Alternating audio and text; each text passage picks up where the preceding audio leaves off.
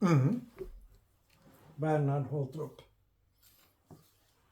Ja, So you... men du skulle också vara lite Nah, eller? it's not so important. Why not? Yeah, I can be there too. I think det är jätteviktigt. But it is a podcast anyway. Yeah, where to start? And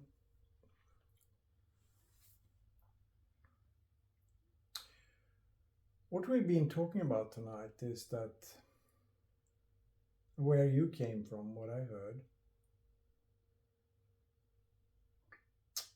is that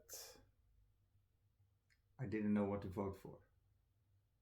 you didn't know what to vote for. That was the thing. I was just... That was the thing. And Awesome. why don't you know what to vote for? What was that? Yeah, because I see from both sides, at least that's in Holland the case, and I think it's in Sweden a little bit the same with what was it?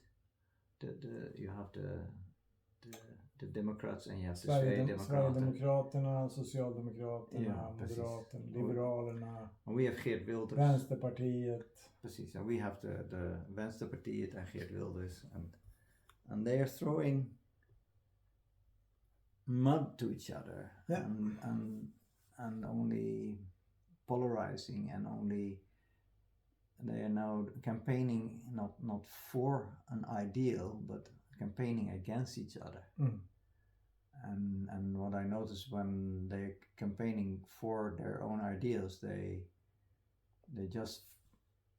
have their narrative, and everyone who is questioning it a little bit or thinking a little bit different or just coming with questions, it's been ridiculized. You're being put in a corner, you're being cancelled, and it's like you have to follow one narrative, and that is the thing, and the others say you have to follow our narratives, and that is the thing, and there's no place for curiosity. It's just so immature, so childish, and then I'm worried and seeing people who are like this Timmermans, as I said, he's been running Europe. He's been one of the main figureheads of Europe for 8 years or something. Yeah. And if I see how he is now campaigning and doing opposition in the Dutch Parliament, it is so childish. It is so revanchish. It's so... I think, my God, is this one of our leaders who have been leading Europe? Then I think I don't know it anymore. I don't want to vote for either of them. So that was the start. And then we start talking about what to do. Shall we stay ignorant, do nothing, and just live our life? Let it go, or shall we be Buddha and sit on our stone and say, yeah, it is what it is, and whatever we do, it will happen anyway? Or, like I met 2 weeks ago a lady who said, no, you can also be på svenska fyr, a lighthouse, and trying to be curious, to do what I actually am missing, and to be curious and to try to have a dialogue and to try to understand people who think differently from what I think that I think. Yeah, something like that. What shall we do? And then we came to that we were going to do a dialogue YouTube channel or something like that. And the basis of that was that what we see in the political arena is that the conversations are for or against. They are very lateral. There is one position taken against another position. Yeah. And what we saw is that there is, from the work that you've been doing, but also from the work that I'm doing in the men's groups area, is that we look into different perspectives. Yeah. And see, we take different perspectives and see and listen to people with different perspective, and try to see, okay, how is this relevant for me? How is that, without knowing what is right from the beginning, but knowing that it is allowed to reinvent oneself in order to have a look and see, well, it might be something, if I'm not opinionated about who you are or what you say, it might be that I can see that this has some relevance for me too. And I think that in that dialogue work, that is about listening, and both listen to what you're saying, and if I might say something about listening, then listening is not thinking about what I'm going to answer against what you're saying. That is truly, with as much of my being as possible, with my whole body, stay present here and listen and feel into, how does this, what you say, how does it affect me? What do I sense when you speak like that? And does it have any relevancy for me? Yeah. And then when I give you such a generous listening, then you can speak in another way than if I'm hasting in order to get my opinion through. So I can, with my listening, help you to formulate yourself. If I am generous enough to open my heart and open my ears and shut up and listen, what is he saying, and be interested in that, without analyzing it, but taking it in. And then you're also being able in that process to in another way hear what you're saying. And then new things can come out of your mouth that you see. And what we saw, reinventing things a little bit, but what we saw when we speak, that we lack that way of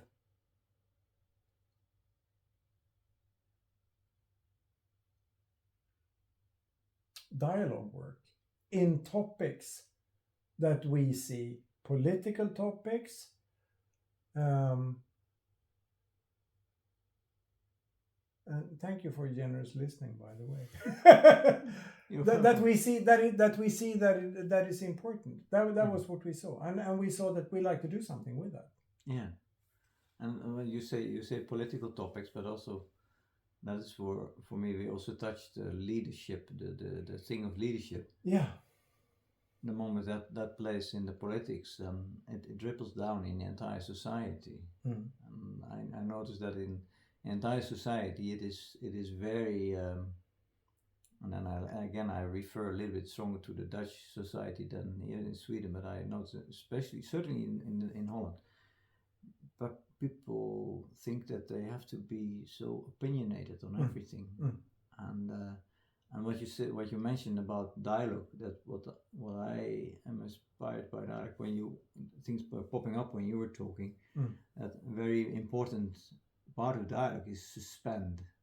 So it's suspend my own thinking and suspend my own judgments, and even if I have already judgments about it, to be willing to park them for a moment and to give space, and indeed, like you say, and then grab together after you have spoken. Hey, wow, what was this? And like you said, to think about what am I thinking and why am I thinking that, and it's also what you're saying about feeling listened to. When you listen to me, that gives me also the peace in me, also that I start to, while talking, start to reflect, why am I thinking this, and am I so sure about this? Because I don't feel attacked by you. I feel listened, and that space that gives me space in me to question myself, to start to question myself, and to be curious, and curious about my own thinking, but also about your thinking. So that is when back to leadership. That's what I'm missing right now, and I'm sort of disappointed, and I know that and it's also look at yourself and do it yourself, but yeah, we're now in this election period for Europe, and then I'm looking at the people who am I supposed to vote for, and then I'm on all sides. I'm disappointed in them and thinking, wow, and at the same time I can also feel with them. And I start after my disappointment, I think, okay, now you're disappointed, but I can also feel how they're upholding a system together. And how that system is also holding them in a place, and perhaps also that system which we all have together is refraining them from reflecting. Sort of, it's a sort of fear-driven survival mode in which they are, and it is, oh, now they're coming up and the polls are this way, we have to fight. I'm thinking about it when you speak about. Especially those what we call missnöjespartier. That is Donald Trump. That is Geert Wilders. That is Jimmy Åkesson. And in a way, when we look at they are the radical ones today. They are the one that wants to change things. And the other parties that is not taking their point of view as right is either cooperating with them or conservatively want to hold on to the old. And that fight is kind of, I was jokingly said that, yeah, maybe it's good to vote for Jimmy Åkesson because it'll break down a sick system, even though I don't support him. But in some way in the human consciousness, what we see is that the core question in some way is leadership. It's not about politics. It's about taking a stand from a deeper perspective for something that I see is true. And that is not something that is done in a program that is written down. That is something that is done in every situation where I am as a being am in contact with my own true in my being and seeing what is true in this situation here. What am I standing for? And can we, for example, if we look at Sweden then, can we see that without having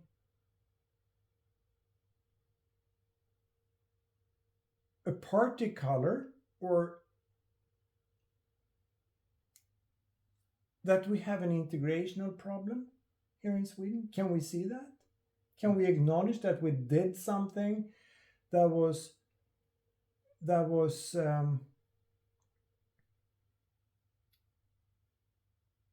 that like Jimmy Åkesson, for example, is pointing at that we didn't do that in a good way. We didn't handle the integration thing in a good way. Or shall we defend that we did the right thing? We know that we have this problem. Can we look at it together? What I mean is that what we miss in leadership is honest people.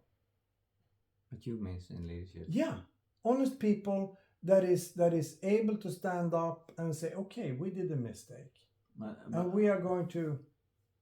You see what I'm after? Yeah, but then you're insinuating that the people are no longer honest, or they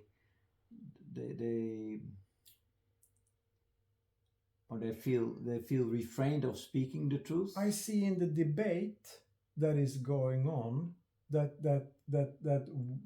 it is like a bad quarrel in a family, that where the man or the woman is defending their own position. Mm. It's defending and fighting against your position, and someone else sees things that you don't want to see, and you don't admit that you see that. Otherwise, you might lose your position. And that is otherwise you lose your position. So it's a fight for position, and it's a fight for who is right, and it is a fight for I'm more right than you, and you're bad because you're saying those things, and so on and so on. It's an ego game. It's an ego game. It's a fear game. And then it's plus, then added to that is that it is also a fear game. Mm. Fear in the sense of? Fear in the sense of that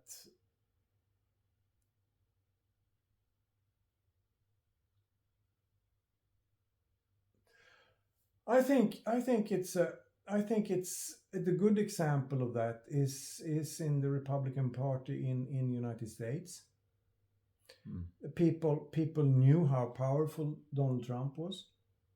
So even though they see that some of his ideas was not something that has been you can't be if you're in the Republicans, you can't be against Trump. Because if you want to have a career in the Republican Party, then you have to be for Trump. And you can't be too much against Jimmie Åkesson in Sweden, for example, if you're from a Moderata Samlingspartiet or Kristdemokraterna, because he might soon be growing bigger than you, as Moderaterna, for example. And then if you're going to keep your position, you have to be friends with those that is in power. Yeah. In the classical, and this is perhaps a little too abstract, but in the classical system thinking, in the thinking of the classical system. So what in the classical, we're now in a situation that those who are in power, who want to hold up the system, they are fear driven. They feel that the system is challenged, and their way is challenged. Their way of doing is challenged, and they call the others radicalists or extremists. Yeah.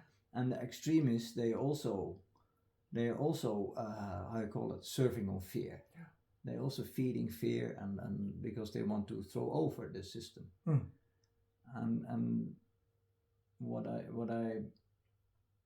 then we have a Dutch saying in Dutch that is eventually the pier will turn the ship. Yeah. So a ship, if you want to turn a ship and it doesn't happen, then it has to bump into something. Yeah, exactly. And then it will. Then we all come to. Then there will a collective bomb that we say, "What the fuck? Is this what we wanted? Is this constant battle against each other and fighting and destroying each other and being so negative and so fear driven instead of really being there for each other?" That you need that crisis. I made, when we were walking in the forest, I made then the picture of the funeral came up. I told you, because I've been at a funeral a couple of weeks ago, and what I was touched by the fact that then this bump, this crisis that someone died, someone we really loved, that there was no word anymore no explanation needed. Everyone was in the same. Everyone was in their heart, and everyone felt from, wow, what the hell are we doing? What is life truly about? And then no big words or explanations or struggle or fight was needed anymore, because then the pier has turned the ship, and everyone has on the same bank says, what the fuck are we doing? And perhaps we're running into a thing like that. And I hear the same signals in Sweden. I hear the same as in Holland. And you see Trump in the United States. In Holland we have Geert Wilders, who has become the biggest, and who's now going to have the government, trying to have that, and all this immature bashing and fighting around. So perhaps there will come some kind of bump on even global scale. What are we doing? In the meantime, everything is polarized. Terrible things happening in Gaza. Terrible things are happening in Ukraine, and we're only making it in a good guy, bad guy movie. No nuance, no place for nuance. So, perhaps perhaps we can contribute a little bit to that we, as a, that sounds a little bit too big, but as a global population, but also as everyone is an individual, that we come to insight that say, what are we doing? We all want the same. Whether you live here or in Palestine or in wherever, you want to have a family, you want to have love and want to spread love and be connected with each other. We want the same. And do you need to throw people out of your country for that? Or do you have to take care of them in a more careful way, that they can be a productive member of society? And should we judge each other and put each other away? It is interesting, the thing that you say about death, and it is interesting because I'm in a way living near it now, or near illness anyway, not by myself, but near family members that is really ill. And the strange thing is that it connects much to what you say, and those then who are becoming ill, or someone that is dying in my close family, is creating a situation in my being where my problems, so to say, or my difficulties comes in another perspective. So if I can be stressed about if I'm getting a project or not, or if I, as a self-employed entrepreneur, it makes you relativate. About it creates a certain stillness and presence in me when I can see that how privileged I am. It doesn't matter if I get this or if I get that, because I have so much. And it's very interesting when one looks at it to see that, okay, is death really, what did you say, the bump into the...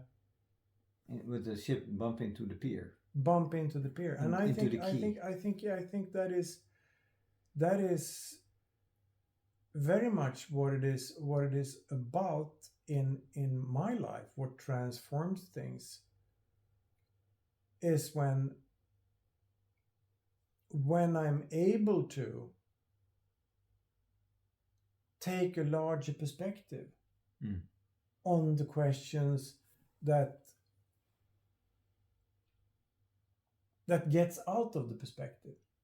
For example, oh, now I didn't get this project, and so on and so on. And that is totally inevitable. No, totally not inevitable. It doesn't matter. Irrelevant. Irrelevant. Yeah, that's what relativation does. Yeah. And so it's very interesting what death and sickness and so on, it in some way it can be other things too, but how it serves life, Mm-hmm. how it serves love. Yeah. And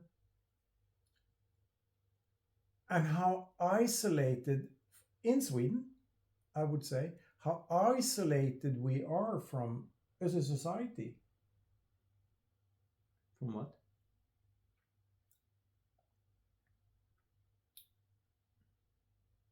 Now I'm thinking about the elderly people. Mm.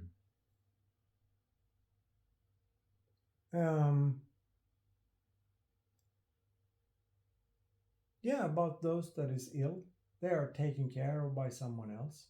Okay, we have externalized that a little Where bit. Yeah. We parked it somewhere else. Yeah, we parked it somewhere else. We have arranged that as society in a proper way. Yeah. We pay tax for in that. order to create an effective society. Yeah, we pay tax for it. Yeah. But where's the heart? Yeah. And the heart connection. Yeah. And that is, and yeah, I have to say that is very much connected to leadership, because leadership is connected to what is relevant. What is relevant within me, in my inner compass. How do I navigate in life? Is it about consumption? Is it about who has the biggest car? Is it about those things? No, it's not about those things. Inner leadership is connected to what is truly important here.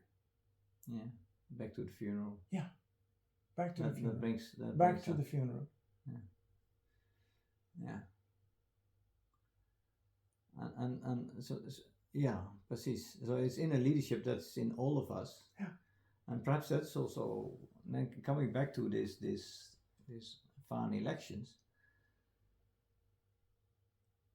That is what that was the sadness which I felt when I see this discussion going on, and I think then doubting, should I follow this or should I just walk away from it? Because I'm so disappointed in what is happening there, and I don't feel that inner leadership there, what's happening there. It's all just for the bühne, for the show, for the political position. And there's no reflection at all, no vulnerability, no humbleness, no we no learning with each other. It's just I have my statement and I defend it until death. Yeah. And not saying, sorry, I might have been wrong here. Yeah. Well, it's yeah. But you did talk about something earlier too, about about inner connection and about your lady. It was very personal. Inner connection In you, and yeah, when you lose your inner connection because of stress. Yeah, too many things to do. Too many things to do. Yeah. I should have been doing this. I should have been doing that. Yeah, when I have the feeling that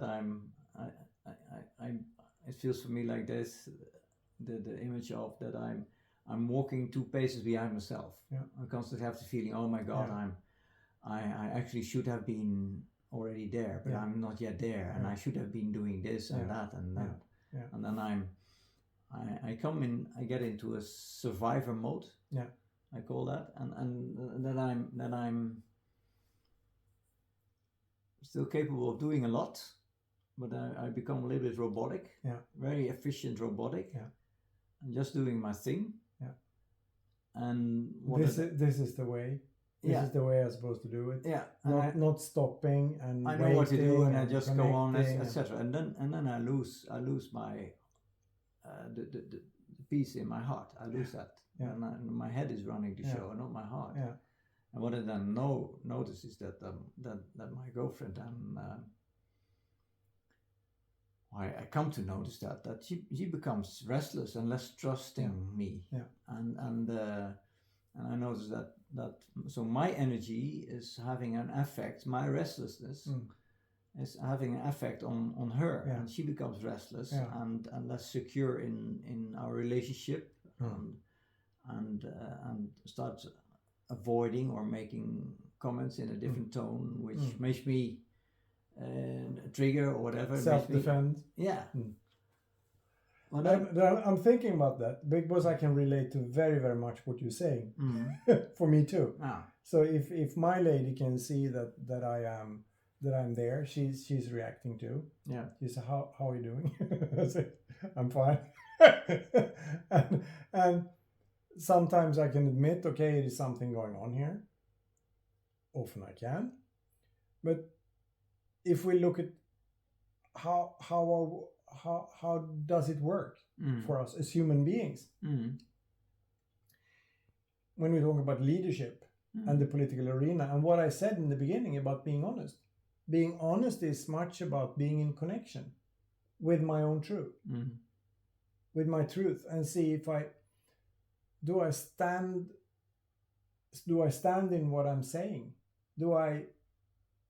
Or is it, am I holding on to after partipiskan, for example? Nej, partipiskan was something that... What's that? That is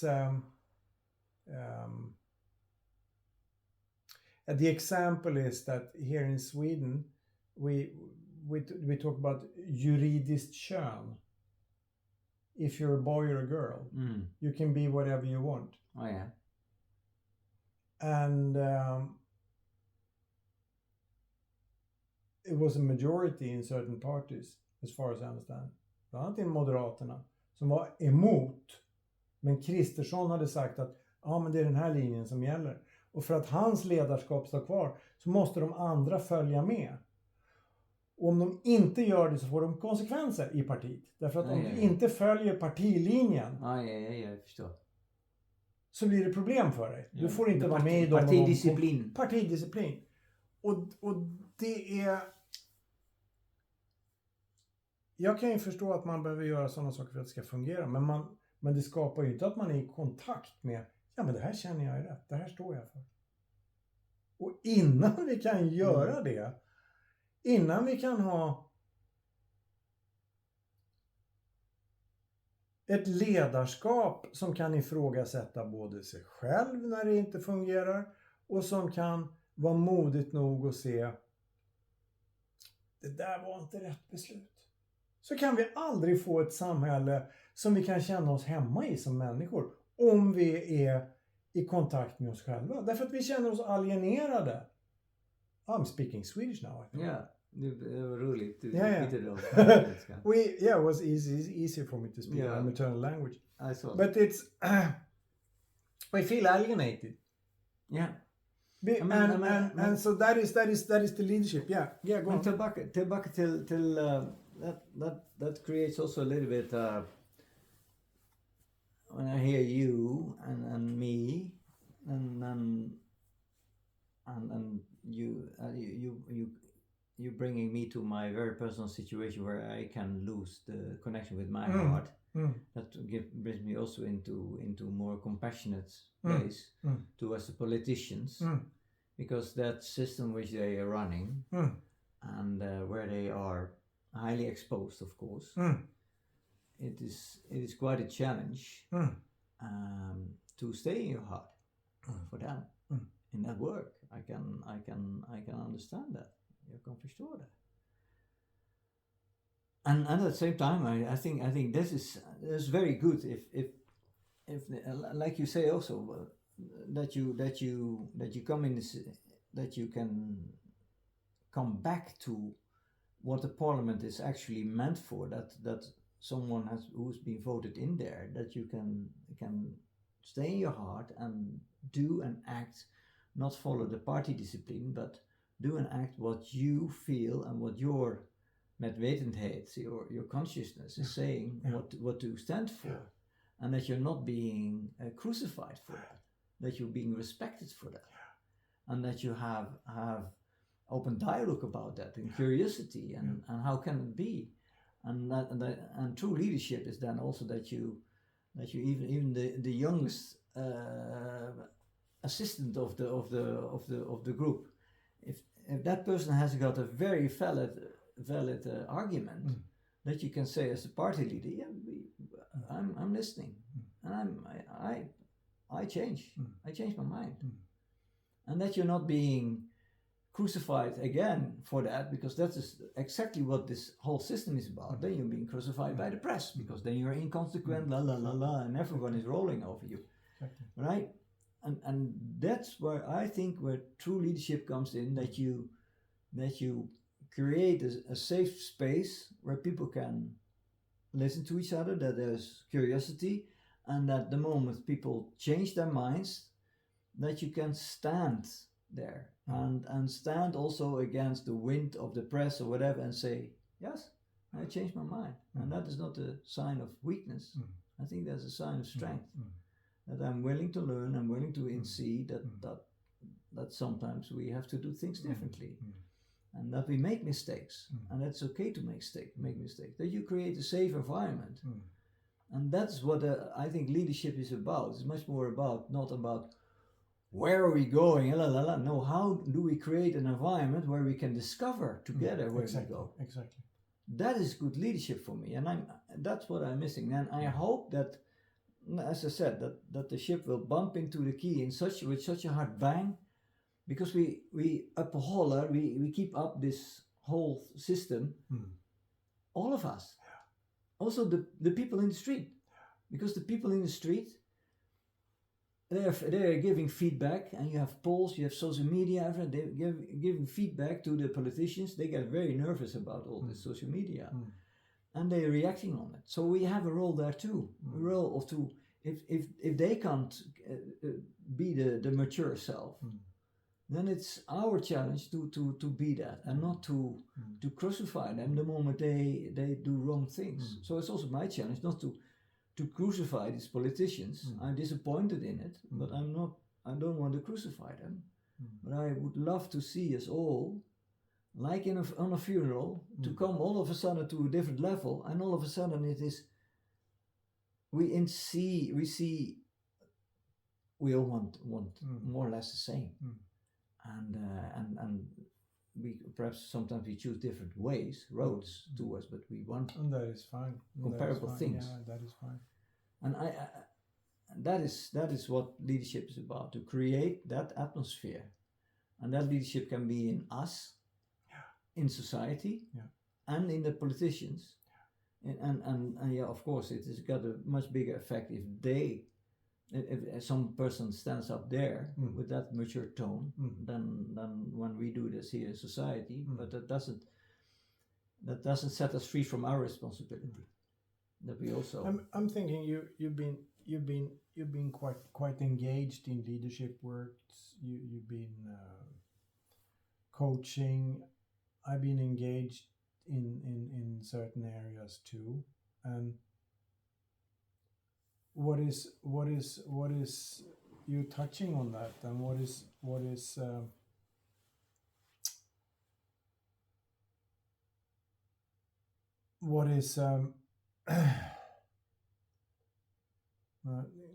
don't find the right words, but what the basement on that, what it grows on is leadership, and if we want things to change in an organization or in a person, it's first about honestly speaking, being honest about what is going on. It is about being transparent and open for both what thoughts that is connected with this and what feelings that are connected with that, and being able to see that in perspective. And What do you mean with that? yeah, I mean,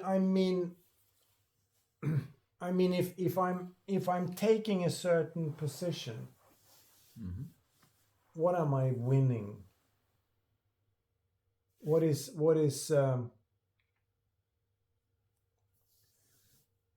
how do I benefit from taking that position? But if I can step out of that and see that I want to hold on to a certain thing, I want to hold on to a salary, for example, and I'm doing this work, and I think I'm worth more, and I'm fighting for a good salary, and so on, and fine, that is all right.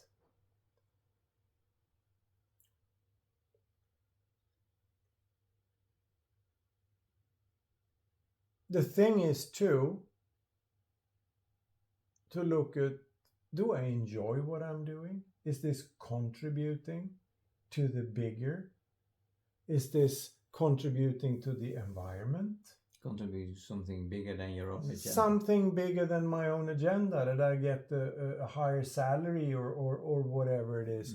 So it is we are investing in things.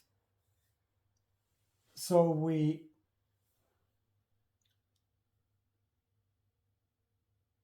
and taking positions about what is right, about my consumption and about those things and so on, and the whole society and how it is built up and what I have invested in it and so on.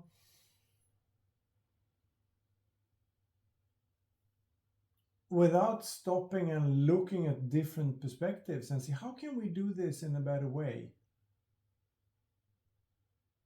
And really take a new look at it from here and now. It is very difficult to have in the political arena to have an honest and open discussion about the society that we have created. How can we have a society that has such dishonest politicians?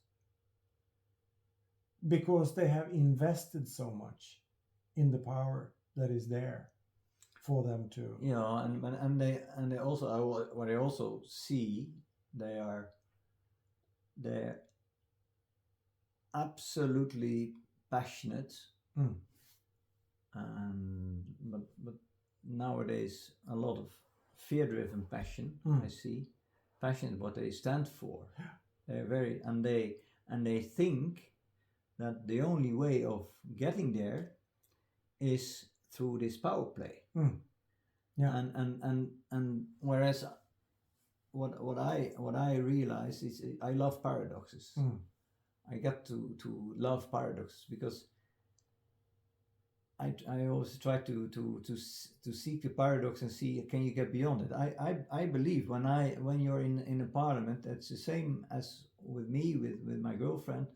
When I am in my heart, then and open up and don't shield off, then and show myself vulnerable, then I get the most love. And exactly. I'm not getting the most love and people with me the moment I close up and fight for my standpoints and things like that. So imagine the miracle, the moment Jimmy Åkesson or whoever, Geert Wilders, whoever, shows up in a very vulnerable way and dares to share a dream and also dares to let go of that dream at the same time. Say, guys, this is just my idea, but let's create what is really needed right now. We want to check that out. And then you might find, if you really can melt down all this positioning in this parliament, then you might find coalitions in places where you never expected them, and they all of a sudden say, yeah, I got the same dream.